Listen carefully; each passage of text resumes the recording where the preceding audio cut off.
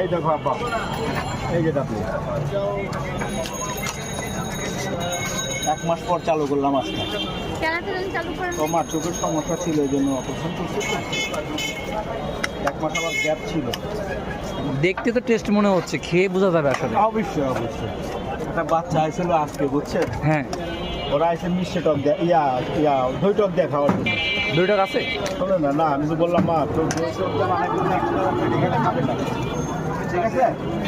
পরে কাছে ঠিক আছে, জাল টক দিয়ে দেন, পিছিকারি।